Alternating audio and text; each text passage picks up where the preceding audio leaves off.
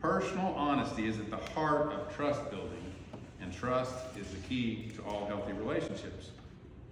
So, being truthful in what I say and do can be as simple as being genuine in my words and actions, speaking what I know to be true, and doing what I say I will do.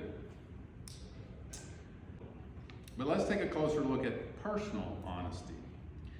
A well-known pastor recently asked the question, when you lie, who do you lie to the most?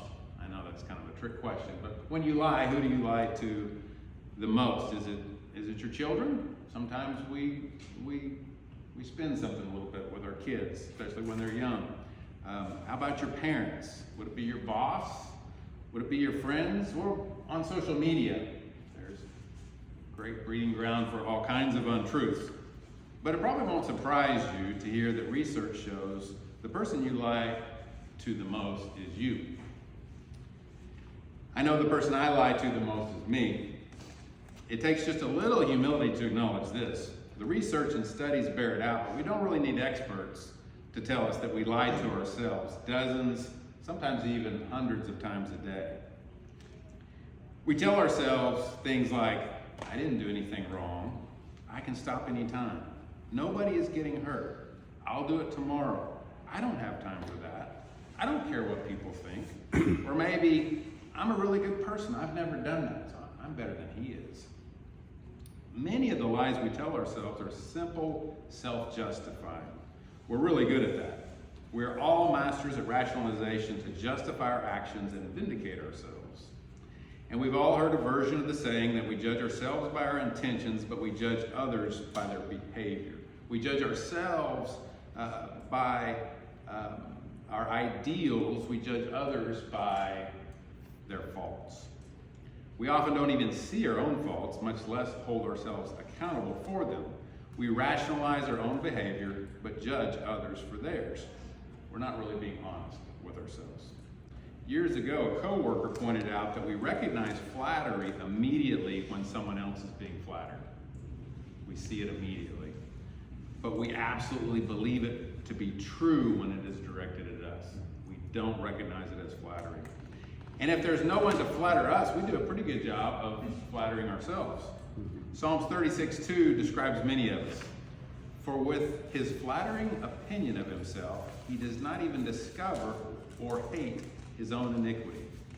Again, we don't even see our own faults. So it may be easier today to search out actual factual untruthfulness with Google. It may be harder than ever to grasp personal untruthfulness within ourselves. We're very good at self-deception and self-justifying rationalization. We even flatter ourselves. So how can we help ourselves? Honesty would dictate that we simply need to be more truthful with ourselves and others.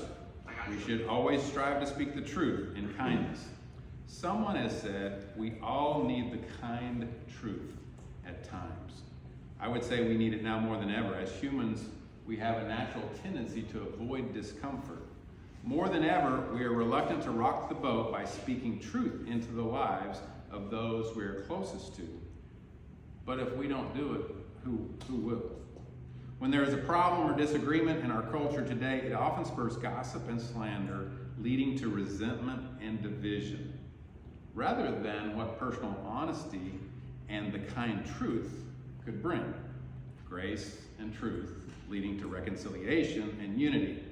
It's a popular truism in leadership discussions today that the number one trait undermining a person's influence is lack of self-awareness. Let me ask though, how can we become more self-aware if there is no one who will kindly point out our blind spots? How can we come face to face with the kind truth about ourselves if no one will share it with us? We live in a time where comfort rules and personal honesty suffers, where grace goes without truth and thereby ceases to be grace. And though personal honesty can be to oneself or to one other person, there are times when we are in-person present to discrimination, harassment, slander, or other unjust behaviors, when we need the courage to hold up the truth to maybe just a few peers or even to a large group. This is also personal honesty. It is honesty to our own values. To be silent at such times is a violation of our personal honesty. So important to share our values and be honest with our friends, family, and peers. In turn, we have to ask them to hold us accountable, to share the kind truth with us, about us. We really do need the courage to ask for honesty and the loyalty to tell the kind truth. Proverbs 28:23 says, in the end, people appreciate honest criticism far more than flattery. Your friends, family, and peers will honestly appreciate your kind truth.